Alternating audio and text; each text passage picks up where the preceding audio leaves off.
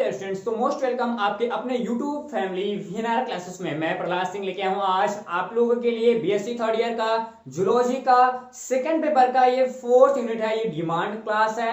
काफी बच्चों ने काफी दिनों से कमेंट करा था कि सर यूनिट नंबर 4 हमारे पास जो बायोस्टैटिक्स है, बायोस्टैटिक्स का क्लास दीजिए, काफी ज्यादा प्रॉब्लम हो रहा है। तो मैंने सोचा कि चलो भाई बायोस्टैटिक्स को पढ़ाई दिया जाता है, क्योंकि बायोस्टैटिक्स एक ऐसे पूरे पूरे पॉइंट्स में और क्वेश्चन इसके आते रहते हैं कि बच्चों को बड़ा प्रॉब्लम होता है इसको समझने में। और हमने देखा यूट्यूब पे सर्च करके तो बायोस्टैटिक्स के क्लास ही नहीं है, बच्चों को पढ़ाया कैसे।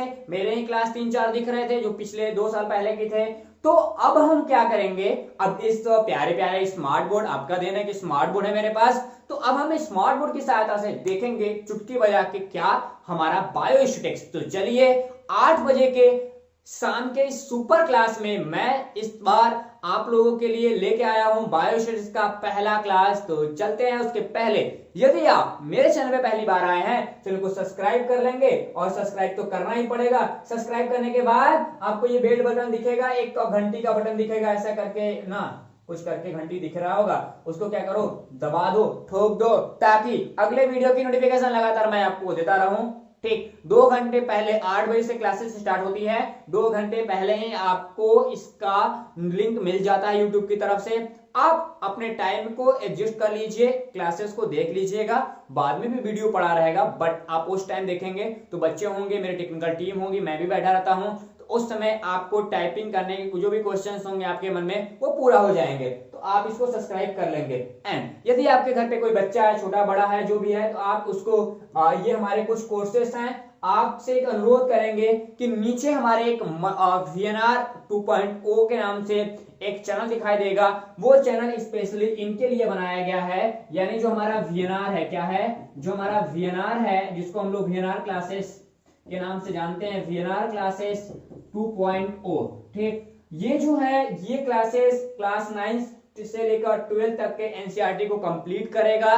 ठीक, इस पे वीडियो जल्द आने वाले हैं। और बाकी इन तीनों के लिए, इनके लिए और इनके लिए और इनके लिए, इन तीनों के लिए हमारा यही चैनल वीएनआर का पहला वाला ही चैनल अवेलेबल रहेगा आपके लिए। ठीक, अभी तक यदि एप्लीकेशन हमारा डाउनलोड नहीं किए हैं तो मैं डिस्क्रिप्शन में लिंक दे रहा हूं, आप वीडियो खत्म होने के बाद एप्लीकेशन को डाउनलोड कीजिएगा। ज्यादा नहीं है, 31 MB का है। ये 31 MB का वीडियो आप एप्लीकेशन डाउनलोड करेंगे, उसके बाद आप रजिस्ट्रेशन करने के बाद हमारे जो प्रीमियम कोर्सेस हैं उसको सेलेक्ट आउट कर सकते हैं। तो चलते हैं आगे। आज हम लोग पढ़ते हैं क्या, हम लोग पढ़ते हैं यहां से बायोस्टैटिक्स और बायोमेट्रिक। बायोमेट्रिक की बात करें या बायोस्टैटिक्स की बात करें तो आखिरकार ये कितना प्रॉब्लम देता है। तो आपको बताऊं कि ये जो हमारा बीएससी वाला क्लास है, क्या है, हमारा बीएससी वाला क्लास है, बीएससी थर्ड ईयर कंप्लीट करता है। वो भी कौन सा पेपर, वो भी पेपर नंबर, आप पता होगा कि पेपर नंबर ये 2 कवर करता है।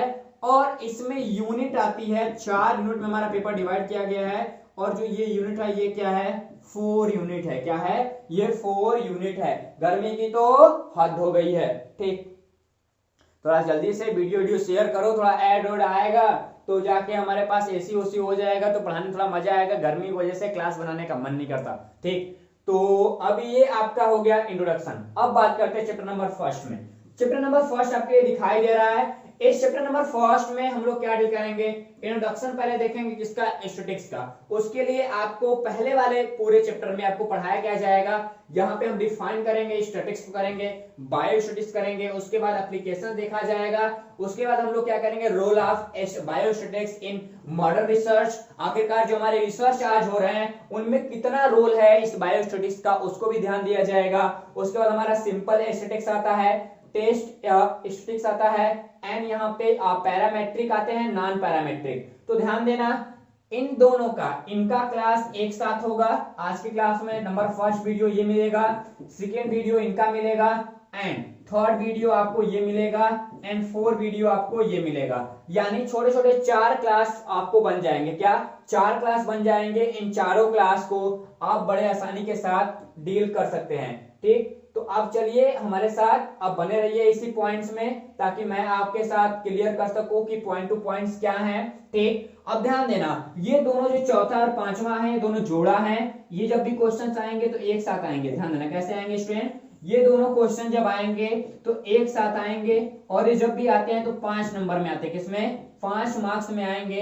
एंड ये दोनों जो आएंगे ये भी 5 नंबर के आते हैं, वो भी कैसे, वो भी एक ही साथ आएंगे। इनका पेयर याद रखना, ये पेयर के साथ ही आते हैं, ठीक। और ये सिंगल आएगा, और उसके बाद ये दोनों भी एक ही साथ आते हैं। एप्लीकेशंस काफी ज्यादा पूछा जाता है। तो चलिए बड़े चलते हैं हम लोग आज के इस पूरे क्लास में। उससे पहले इंट्रोडक्शन में क्या देखा जाएगा, हमारे पास यहाँ पे गॉल्टन साहब हैं। ये गॉल्टन साहब जो दिखाई दे रहे हैं ना आपको, ये भाई साहब, ये गॉल्टन साहब जो दिखाई दे रहे हैं, ये 1822 से 1911 तक रहे हैं। ये फादर ऑफ बायोस्टैटिक्स बोला जाता है।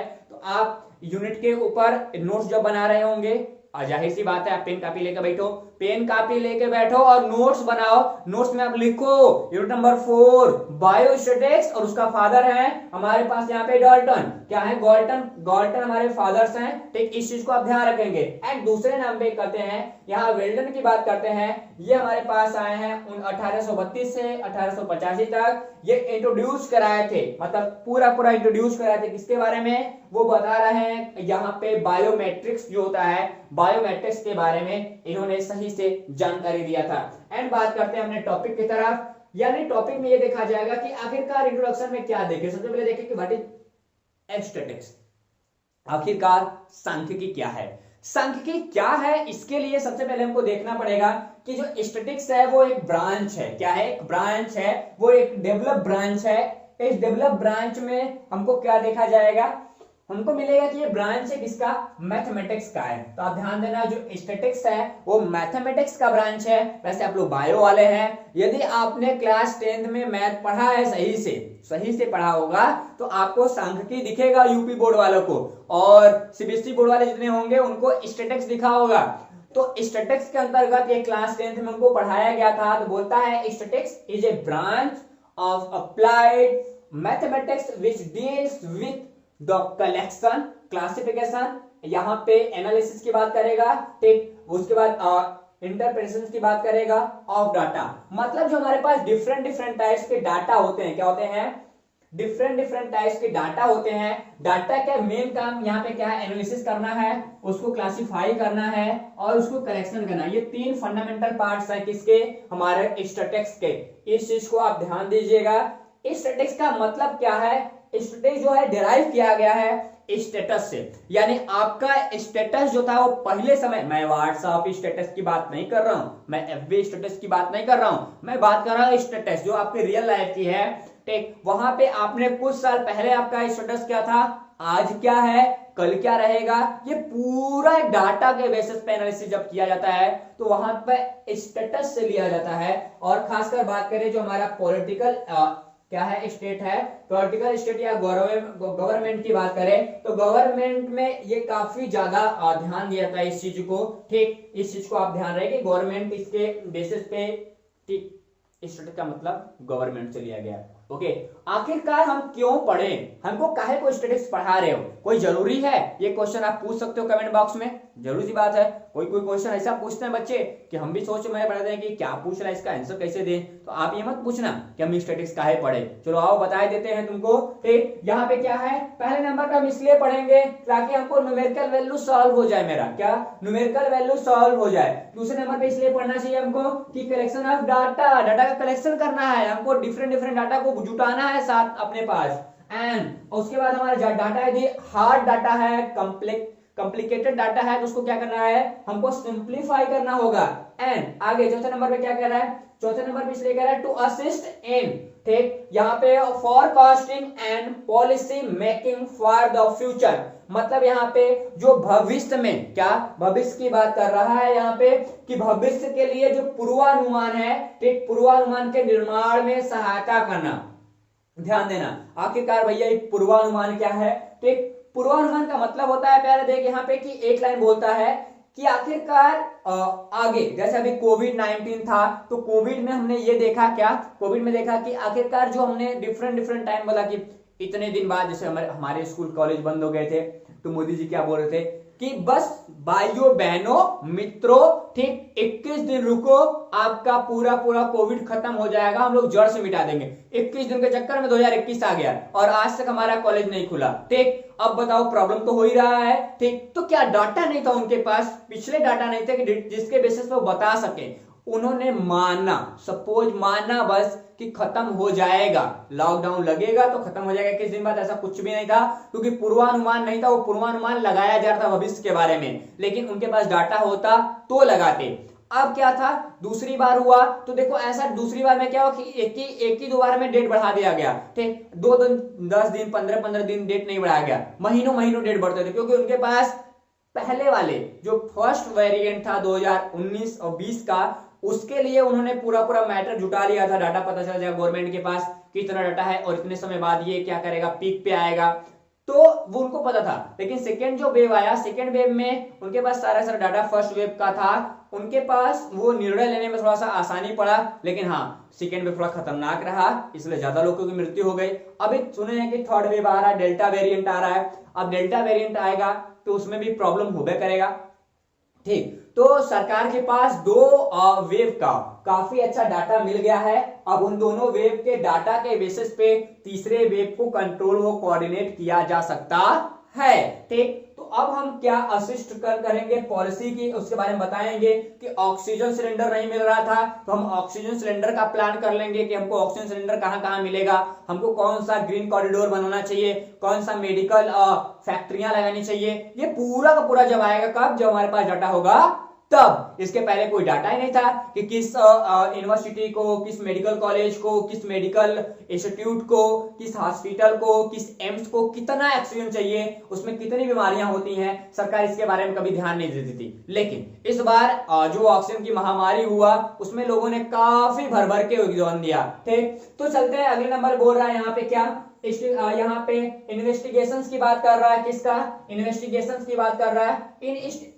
इन्वेस्टिगेशंस में देखिए किसके पास, साइंटिफिक लॉज, क्या साइंटिफिक लॉज की बात कर रहा है। साइंटिफिक मतलब जो हमारे वैज्ञानिक होते हैं, ठीक, वैज्ञानिक नियमों की जांच में सहायता करना, मतलब जो वैज्ञानिक रूल बनाए गए हैं वो शुद्ध है कि नहीं है, वो प्योर तरीके से काम करेगा कि नहीं करेगा। ठीक, जैसे अभी चंद्रयान 2 गया था तो चंद्रयान 2 में भी थोड़ा थोड़ा कहीं ना कहीं प्रॉब्लम, फर्स्ट चंद्रयान फर्स्ट का डाटा कलेक्शन इसरो के पास था, उन्होंने उसके बेसिस पे सेकंड को लॉन्च किया, सारा काम सही हुआ था कुछ सेकंड पहले। ठीक, क्या कुछ सेकंड पहले हमारा सही से लैंड नहीं कर पाया रोवर, ठीक, लैंडर सही से लैंड नहीं कर पाया तो वो प्रॉब्लम हुआ। तो इसीलिए हम क्या करेंगे, हमारे पास स्टैटिक्स होगा, स्टैटिक्स के बेसिस पे हम उसके डाटा कलेक्शन को देखेंगे, डाटा को देखेंगे, डाटा के बेसिस पे बता सकते हैं कि ये मटेरियल इतना दिन बाद काम करेगा, ऐसे काम करेगा। तो हम लोग कहीं ना कहीं वैज्ञानिक जो लॉ होगा उसको भी कहीं ना कहीं प्रूव करते हैं इसी स्टैटिक्स के अंतर्गत। चलते हैं अगले पॉइंट्स की तरफ।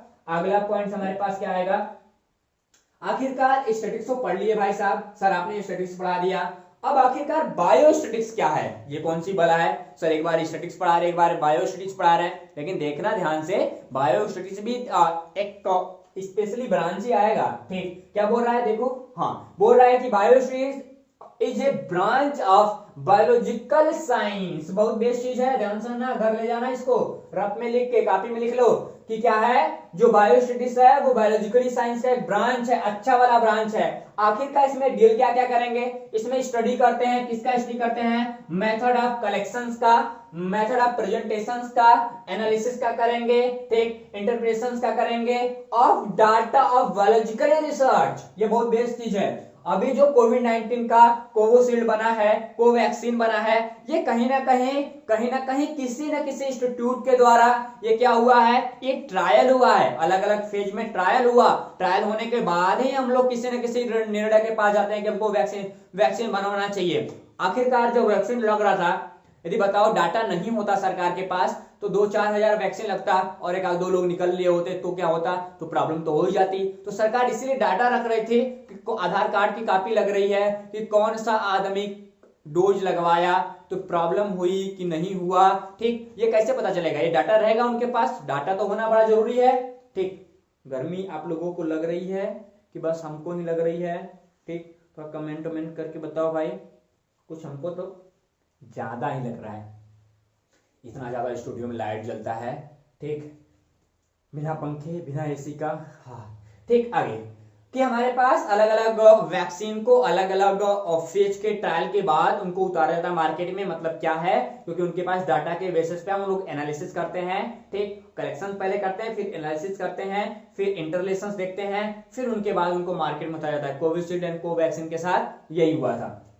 बस कांग्रेस वालों को तो पता नहीं है, वो बस बोलते जाते हैं, ठीक, कि अब ये कोई कांग्रेस का है, कोई कौन अदर पार्टियां क्या है, बीजेपी वाले भी बोल रहे हैं, ठीक, हम नहीं लगवाएंगे। ऐसा प्रॉब्लम क्या है, तुम लोगों को लगवा सकते हो ना, ठीक। आप क्यों, क्योंकि इतने लोग लगा रहे हैं, ठीक, करोड़ों में लोग लगवाए, और एक आध दो लोग किसी बीमारी को ऐसे और टपक गए होंगे, तो मतलब तुमको क्या लग रहा है तुम भी टपक जाओगे? ऐसा कुछ भी नहीं है, ठीक, नहीं जाओगे, ठीक। वैसे भी तुम इतने अच्छे नहीं, तुमको भगवान जी की जरूरत है। आगे देखो, आगे क्या बोल रहा है कि जो बायोस्टैटिक्स है, biostatistics is also called as biometrics. ये जो बायोमेट्रिक्स है, बायोमेट्रिक्स बायोस्टैटिक्स का कह सकते हो डेवलप कंडीशंस है। मतलब ये कह लो कि जो बायोस्टैटिक्स है उसको जब डेवलप करके बायोमेट्रिक फॉर्म डालते हैं, बायोमेट्रिक में हम लोग कैलकुलेशन को थोड़ा बेस बना लेते हैं। यहाँ पे कैलकुलेशन ज्यादा किया जाता है, क्या ज्यादा किया जाता है, इस चीज को याद रहे। और आखिरकार हम काहे को पढ़े, हम लोग बायोस्टैटिक्स क्यों पढ़े? इसलिए पढ़ेंगे कि हमारे जो बायोलॉजिकली प्रॉब्लम्स हैं, जैसे कोविड का प्रॉब्लम था, तो बायोलॉजिकली प्रॉब्लम सही तरीके से सॉल्व हो पाए, इसके लिए हमको बायोस्टैटिक्स पढ़ना होगा प्यारे। ओके, अब एक चीज ध्यान देना, यहां से बेसिक अंडरस्टैंडिंग की बात करता है, तो यहाँ पे नेसेसरी होते हैं कुछ टाइप्स। कुछ टाइप में क्या, यहाँ पे सबसे पहले दो टाइप्स हमारे पास निकल के आते हैं बायोलॉजिकल रिसर्च के अंतर्गत। कौन कौन? Understand the nature of variability, अलग अलग जो विभिन्नताएं हैं उनके लिए भी हमको कहीं कहीं समझ आना चाहिए। उसके बाद बोल रहा है कि यहाँ पे हेल्प इन क्या, डेवरिंग जनरल लॉ ऑफ, यहाँ पे स्मॉल सिंपल, मतलब जो छोटे छोटे हमारे कह सकते नमूने होते हैं उनको सही तरीके से हम क्या सकें, उनको डिराइव कर सके, डिराइव करने में उनका हेल्प मिल सके, इसलिए हम बायोस्टैटिक्स को ध्यान से देखेंगे। अब चलते हैं अपने नए फीचर्स के साथ, यानी एप्लीकेशंस। आखिरकार बायोस्टैटिक्स को एप्लीकेशंस, एप्लीकेशन मतलब कहां कहां यूज होता है इसके बारे में ध्यान दे दे। तो सबसे पहले यहाँ पे 9 आपको टाइप दिख रहा है, जल्दी जल्दी पढ़ के आगे चलते हैं, ठीक। नंबर फर्स्ट यहाँ पे दिख रहा है क्या, जेनेटिक्स के बारे में मेंडल ने काम किया था, नेक्स्ट स्लाइड में हम लोग देखेंगे। न्यूमेरिकल टेक्सोनॉमी, ठीक। उसके बाद यहाँ पे स्टैटिकल और इथोलॉजी, स्टैटिकल और यहाँ पे इकोलॉजी दोनों आ जाएंगे। उसके बाद फॉरेस्ट मेंसुरेशन की बात करेगा, forest and agriculture, oil tables, उसके बाद यहाँ पे बायोमास, ठीक। उसके बाद यहाँ पे statical environment management, environmental management, उसके बाद यहाँ पे cell function, endocrinology, physiology and biochemistry. तो ये आपके 9 टॉपिक है। इन 9 टॉपिक को हम बड़ा आसानी से देखेंगे, एक सिंपल स्लाइड में आपको कंफर्म हो जाएगा। अच्छी बात है, क्लासेस लंबे होंगे लेकिन समझ में आना चाहिए, ठीक। थोड़ा टाइम निकाल लो, एक ही बार निकाल लो। आखिरकार हम लोग पढ़ते क्या हैं, यहाँ से बायोस्टैटिक्स का पहला एप्लीकेशन जिसको बोला गया है जेनेटिकली यहाँ पे स्टैटिक्स।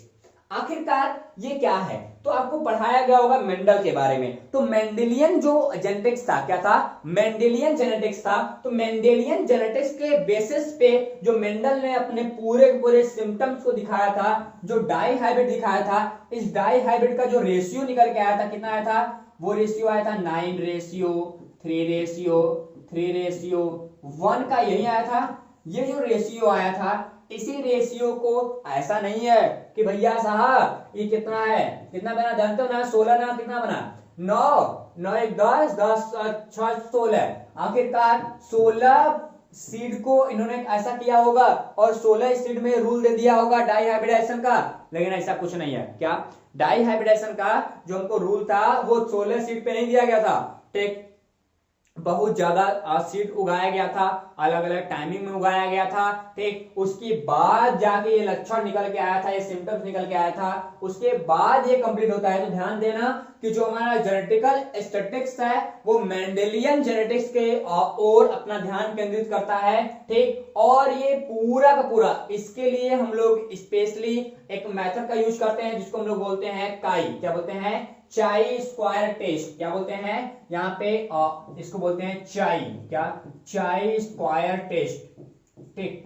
चाई स्क्वायर टेस्ट के द्वारा है मेंडेलियन कैरेक्टर्स को सही तरीके से डिफाइन किया गया था। तो ये चाई स्क्वायर, क्या, चाई स्क्वायर टेस्ट के बारे में आप ध्यान देना, आपको पता होना चाहिए। आगे की बात करते हैं कि आखिरकार इनमें लोगों ने आगे चल के जो मेंडल के अलग अलग रूल थे, मोनोहाइब्रिड, डाइहाइब्रिड, ठीक, टाइहाइब्रिड, इनके लिए उन्होंने क्या किया, पूरे के पूरे इसी रूल को अपनाया। किसको? स्टैटिक्स को अपनाया, डाटा कलेक्शन किया, उनका एनालिसिस किया कि अगली जनरेशन में इतने सीड इस टाइप के थे, इसके फ्लावर ऐसे थे, इसके फली ऐसी थी, ठीक, इसके जो पूरे पूरे स्टेम थे वो टॉल थे और मतलब ड्रॉप थे। तो उनको कहीं ना कहीं देखा उन्होंने, डाटा कलेक्शन किया, उसके बाद उन्होंने एनालिसिस किया, फिर नेक्स्ट जनरेशन में उन्होंने वैसा काम कराया, फिर वैसा हुआ। जैसे उन्होंने क्या लिया था, उन्होंने लिया कि मेरे पास टी होगा, ये स्मॉल होगा, तो दोनों का कलेक्शन कराया। तो उन्होंने अगली जनरेशन में क्या देखा कि यहाँ पे हमको हाइब्रिड मिल गया,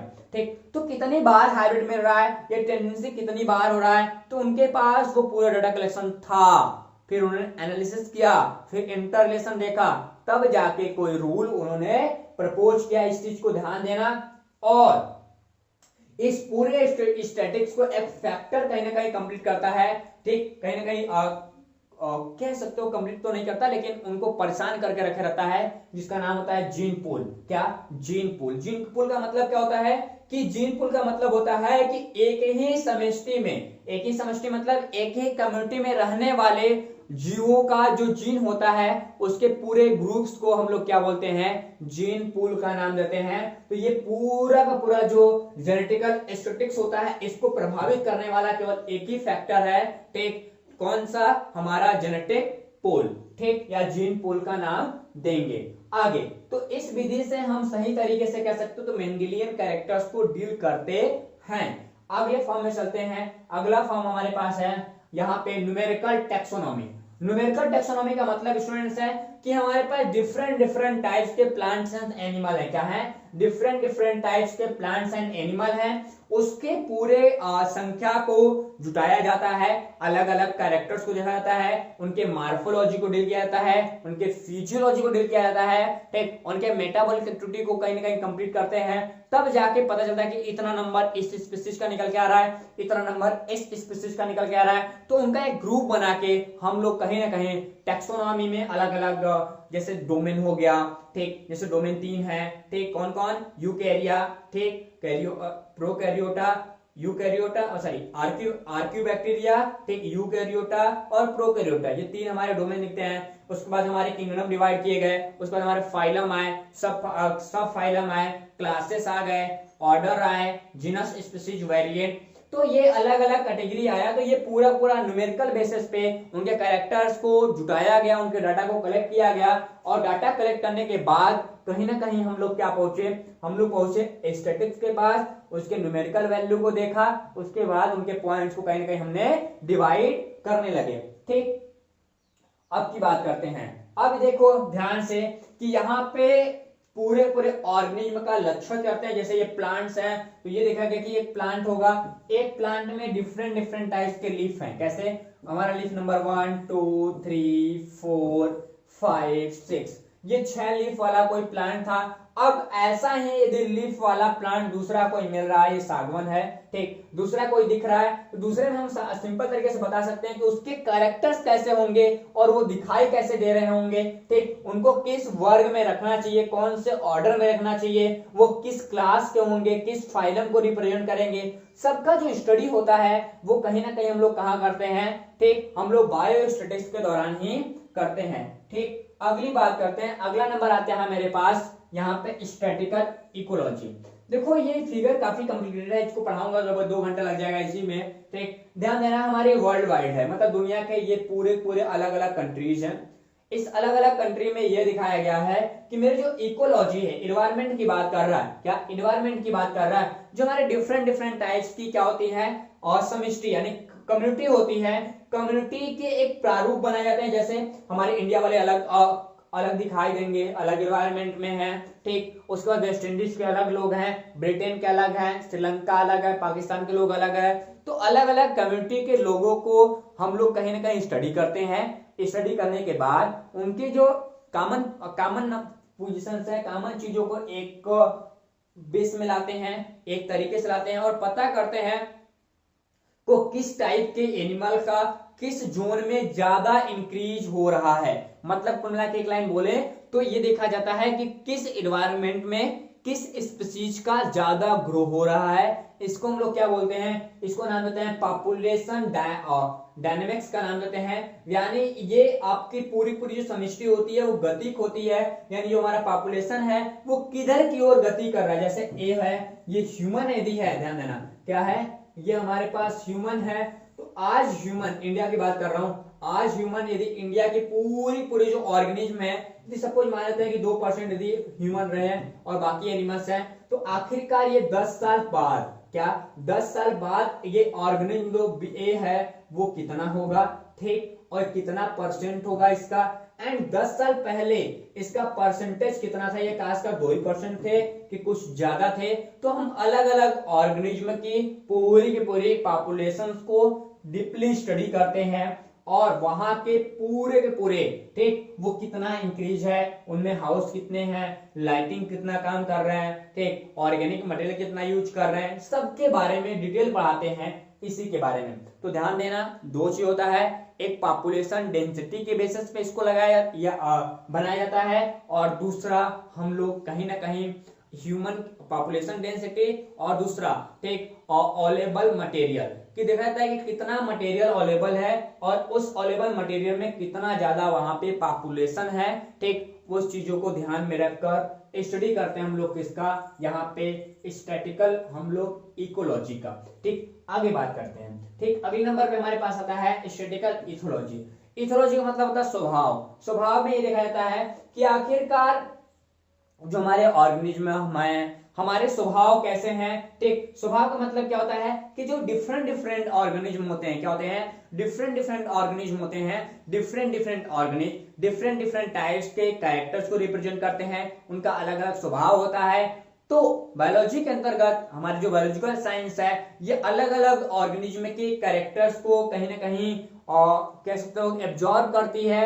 एब्जॉर्ब करने के बाद उनके कैरेक्टर्स के हिसाब से उनको डिस्ट्रीब्यूट करते हैं और पता लगा जाता है कि इनका कैरेक्टर आज ऐसा है तो पहले लिंकेज इनका कैसा रहा होगा, इनके पूर्वज कैसे रहे। जैसे आज हम लोग जैसे बोलते हैं ना कि बंदर हमारे पूर्वज हैं, कपी हैं, ठीक, तो ये कैसे हैं, कैसे, क्यों, क्योंकि इनके बारे में कहीं डाटा है, उनका भी डाटा रहा होगा, ठीक, हमारे डाटा है। तो हम लोग क्या करते हैं, स्वभाव के बारे में पता करते हैं कि आखिरकार जो हमारे जेनेटिक सीक्वेंस हैं उनमें कितना ज्यादा डेवलपमेंट हुआ है समय के साथ, वो ध्यान देना बड़ा जरूरी हो जाता है। तो स्वभाव के अंतर्गत ये देखो, एक हमने कहीं ना कहीं इंडेक्स लेके आए हैं। इस इंडेक्स में हम लोग ये देखते हैं कि पूरा का पूरा जो एनिमल्स हैं वो कितने टाइम के बाद कितना ग्रो कर रहा है, कितना खत्म हो रहा है, इसके बारे में। ठीक, अब इसके बारे में पढ़ा नहीं रहा हूं क्योंकि ये एमएससी के लिए हमारा पीपीटी बनाया गया था। इसके लिए एमएससी के लिए बनाया गया था, बट आप बहुत बेसिक लिखोगे, एक एक लाइन लिखना आपको, तो एक ही लाइन बोलोगे कि स्वभाव के बेसिस पे देखें कि डिफरेंट टाइप्स के जो ऑर्गेनिज्म होते हैं उनके डिफरेंट टाइप्स के कैरेक्टर्स होते हैं। उन्हें कैरेक्टर्स के स्टडी करके उनके आंकड़े जुटाए जाते हैं, ठीक, डाटा जुटाया जाता है और डाटा पिछले जनरेशन से मिलाया जाता है और नेक्स्ट जनरेशन के कैरेक्टर के बारे में अनुमान लगाया जाता है कि फ्यूचर्स में ह्यूमन का, जैसे अभी हम लोग होमो सैपियंस है, तो ऐसा बताया जा रहा है कि होमो सैपियंस फ्यूचेरियंस आने वाला है। ठीक, तो अब देखो जब फ्यूचेरियंस आएगा तो फ्यूचेरियंस कैसा होगा, ये डाटा के बेसिस पे कहीं ना कहीं जो हमारे साइंटिस्ट हैं वो आगे की ओर कोई ना कोई सुझाव जरूर देंगे। गर्मी देख रहे हो, गजब की भाई साहब गर्मी है। ठीक, आगे तो पूरा उनका कैरेक्टर्स को हम लोग वहां पे क्या करते हैं, डिफाइन करेंगे। डिफाइन करने के बाद उनके बारे में हम लोग बताएंगे। ठीक, आगे चलते हैं, अगले फॉर्म में देखा जाएगा यहाँ पे, और यहाँ फॉरेस्ट मेंसुरेशन। फॉरेस्ट मेंसुरेशन में क्या देखा जाएगा, ठीक, फॉरेस्ट मेंसुरेशन में यही देखा जाएगा स्टूडेंट्स की अलग अलग जंगल कैसे हैं, ठीक, वहां पे कटाई कैसी हो रही है, प्लांट की लंबाई कैसी है, प्लांट का क्षेत्रफल कितना है, ठीक, क्या प्लांट का क्षेत्रफल कितना है।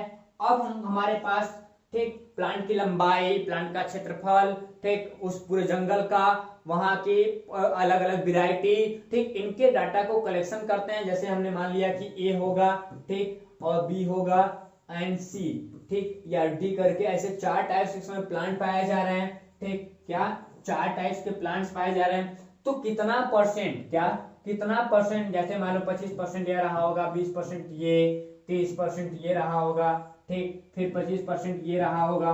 तो अलग अलग प्लांट की कैटेगरी अलग अलग टेंडेंसी को रिप्रेजेंट करती हैं, और कितना इतने परसेंट है तो कौन कितना एरिया कवर करता है, उस एरिया में नंबर ऑफ प्लांट कितने हैं, ये पूरा पूरा हम लोग स्टडी करते हैं। किसके बेसिस पे, हम लोग एक छोटे से एरिया को निकाल लेते हैं, एक सिंपल डाटा निकाल लेते हैं, उसको फिर हम लोग लार्ज में चेंज कर देते हैं। ओके, ठीक। अब अगले की बात करते हैं। अगला हमारे पास आता है यहाँ पे forest and agriculture yielding table.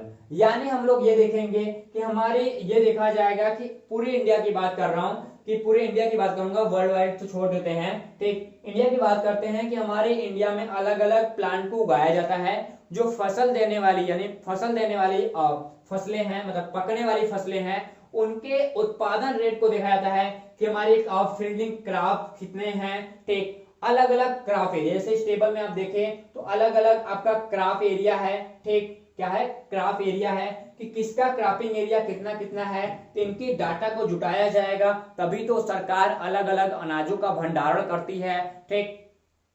कि आज हमारी जनसंख्या इतनी है, तो आज के बाद जनसंख्या यदि इस स्पीड से बढ़ रही है तो आने वाले दिनों में कितनी स्पीड से बढ़ेगी, तो हमको आज इतना अनाज की जरूरत है, तो आने वाले दिनों में हमको कितना अनाज की जरूरत पड़ेगी, ये पूरा पूरा करेक्शन जो होता है वो हम लोग एग्रीकल्चर यील्डिंग टेबल से ही पता करते हैं कि उत्पादन दर क्या है पूरे भारत के अलग अलग फसलों का, ठीक। आगे की बात करते हैं, यहाँ पे आगे बायोमास की बात करता है। बायोमास मतलब हम पूरे अर्थ की बात करते हैं। यदि अर्थ की बात करें कि बायोमास कितना ग्रो कर रहा है, तो आप देख पा रहे हो कि जो वर्ल्ड की बात कर रहा हूं, पूरे वर्ल्ड की बायोमास काफी ज्यादा ग्रो किया है। यहाँ पे हम लोग 1.7 के पास थे, यहाँ पे हम 29.8 के पास है। मतलब बायोमास में लगातार कहीं ना कहीं ग्रो हो रहा है। क्या हो रहा है, बायोमास में लगातार ग्रो हो रहा है। इसका मतलब बायोमास का अर्थ क्या है, बायोमास का अर्थ है कि किसी निश्चित स्थान पे पाए जाने वाले जो ऑर्गेनिज्म है, जो जीव हैं, उसके मास, ठीक, उसके मास की बात कर रहा है। यदि पिछले हम कुछ सालों के हमने आकलन दिखाया आपको कि कितना ज्यादा ये इंक्रीज कर रहा है। कब, देखो अभी 2001 में कितना था, 1.7% था, ठीक। फिर उसके बाद 2.2% हुआ, फिर 2.6, फिर 4 हो गया, अचानक बढ़ गया, फिर उसके 5, फिर 8, फिर 9.5, फिर 11, 7, फिर 14, 5, ऐसे करके इंक्रीज किया। और देखा जाए तो यहाँ 2016 साल बाद, क्या 16 साल बाद 16 ईयर का गैप था, क्या था 16 ईयर का गैप था, लेकिन हमारा डाटा लगभग लगभग कितना 28-27 गुना कह सकते हो, क्या यहाँ पे लगभग लगभग कह सकते हो कि 15 गुना इंक्रीज कर गया। क्या बताओ, 16 साल में हर साल 1 गुना बढ़ा है। क्या हर साल 16 साल बीते और 16 साल में 15 गुना हमारा बायोमास बढ़ गया, ठीक। एक ये स्पेशली आपको केवल सिंपल तरीके से पर मीटर की बात कर रहा है, 1 मीटर मतलब 1 किलोमीटर की बात कर रहा है, 1 किलोमीटर में इतनी बात कर रहा है, इतना मास इंक्रीज कर रहा था, ठीक। आगे की बात करेंगे, इनका भी जो आकलन होता है वो किससे, वो जो हमारा काई स्क्वायर टेस्ट होता है, काई स्क्वायर टेस्ट से ही हमारा पूरा पूरा इसके यूनिट को पता लगाया जाता है। अब बात करते हैं यहाँ पे मैनेजमेंट की। क्या मैनेजमेंट की, आखिरकार यहाँ पे स्टैटिस्टिकल एनवायरमेंटल मैनेजमेंट की बात कर रहा है कि आखिरकार मैनेजमेंट में क्या क्या है। हम ग्लोबल इश्यूज को देखेंगे, वाटर रिसोर्सेज देखेंगे, एंड हमारे पास ढेर सारे हाइड्रोल्स हैं उनको देखेंगे। हमारे पास यहाँ पे केमिस्ट्री है, एयर पॉल्यूशन है, माइक्रोबायोलॉजी है, यहाँ पे एनवायरमेंटल मैनेजमेंट है, यहाँ पे वेस्टेज मैनेजमेंट है, वाटर की बात कर रहा है, मैथ की बात कर रहा है, एप्टीट्यूड की बात कर रहे हैं। तो अलग अलग एरिया में कितना परसेंट आज, यानी 2020 में, क्या 2020 में पूरा का पूरा ये कितना परसेंट एरिया को कवर करता था और कितना परसेंट निकलता था पूरे भारत में। और ऐसा देखा जाए कि 2% निकल रहा था, सपोज मानते हैं कि पूरे इंडिया में 2% ऐसे मटेरियल थे, ठीक, जो सही तरीके से हमारे पॉपुलेशन को पॉल्यूशन को इंक्रीज करते थे। लेकिन हमने देखा क्या कि 2021 में जैसे लोग कोविड की वजह से अंदर चले गए तो हमारे पॉल्यूशन में थोड़ा कमी आ गया। तो ये अलग अलग वेस्टेज एरिया हैं हमारे मैनेजमेंट्स के, ठीक। तो जिससे हम लोग पता लगाएंगे कि आने वाले 200 या 2 साल, ठीक, या फिर 5 साल, या फिर 10 साल, ठीक, या फिर 15 साल में क्या क्या परिवर्तन होगा, हमारे एनवायरमेंट को कैसे हम मैनेजमेंट कर सकते हैं, ठीक, उनमें क्या क्या समय के साथ परिवर्तन कर सकते हैं, आने वाले दिनों में किस एनवायरमेंट, ऐसी हमारे एनवायरमेंट में क्या क्या जरूरत पड़ सकती है, प्लांटेशन की जरूरत पड़ेगी, अलग अलग जो भी फैक्टर की जरूरत पड़ेगी, हम उसको कहीं ना कहीं समय के साथ कंप्लीट कर लेंगे। आगे की बात करते हैं। अगला हमारे पास आता है सेल फंक्शंस। सेल फंक्शन में देखा जाएगा कि आखिरकार जो हमारी सांख्यिकी है, क्या है, हमारी सांख्यिकी है, सांख्यिकी के मदद से हम लोग सेल के फंक्शंस का पता लगाते हैं कि आखिरकार जो कभी आदमी बीमार हो जाए तो अभी बीमारी के पहले स्टेज में क्या बात कर लें कि बीमारी के फर्स्ट स्टेप के अंतर्गत यदि हमारी बॉडी 20% डिस्टर्ब होती है, ठीक, तो और बीमारी के दूसरे स्टेप में क्या, बीमारी के सेकेंड स्टेप के अंतर्गत देखा जाए तो सेकेंड स्टेप में हमारी बॉडी 30% डैमेज होती है, और 4 नंबर पे हम लोग तीसरे नंबर पे देखें तो तीसरे स्टेप में देखा जाए कि तीसरे स्टेप के अंतर्गत हमारी बॉडी 70% डिस्ट्रॉय होती है। तो ये महसूस किया जाएगा कि ये बीमारी अगले जनरेशन में कितना इन्फेक्टेड हो गया इंसान इससे, ठीक, किसी भी बीमारी की बात कर रहा हूं, एग्जांपल जस्ट लाइक। तो ये जो पूरा अंतर आ रहा है वो किस बेसिस पे आ रहा है, और इनका जो डाटा मेरे पास है तो हम पता लगा सकते हैं और सही टाइम से बचा सकते हैं। जैसे कैंसर बता दें, फर्स्ट स्टेप है, हार्ट अटैक फर्स्ट स्टेप में है, सेकेंड स्टेप में, थर्ड स्टेप में, ऐसे कुछ बातें हम लोग करते हैं। तो क्योंकि उनके बारे में हमको डाटा के पहले से जानकारी है, क्या है, हमको पहले से उसके बारे में जानकारी है। उसके बाद हम लोग एंडोक्रिनोलॉजी की बात करते हैं कि हमारे अंदर जो एंडोक्रिनोलॉजी है वो किस बेसिस पे काम करेगी, हमारा लिवर किस बेसिस पे काम करेगा, सॉरी हमारे पेनक्रियाज किस बेसिस पे काम करेंगे, हमारा पिट्यूटरी ग्लैंड्स किस बेसिस पे काम करेगा।